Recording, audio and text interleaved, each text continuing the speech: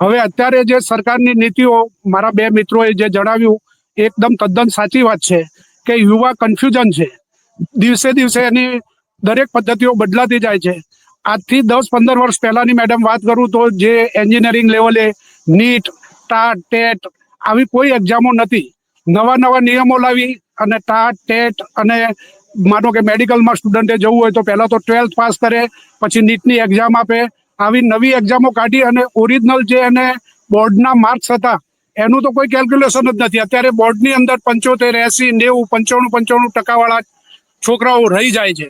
એવી જ રીતે આ જીપીએસસીનું અને કોમ્પિટિશન એક્ઝામોનું પણ એવું જ કારણ બન્યું છે કે એમાં રીતભાત અને જે મૌખિક ઇન્ટરવ્યૂ હોય, એમ મારા મિત્રશ્રીએ વાત કરી કે મૌખિક ઇન્ટરવ્યૂના ખરેખર 12-13% જ હોવા જોઈએ.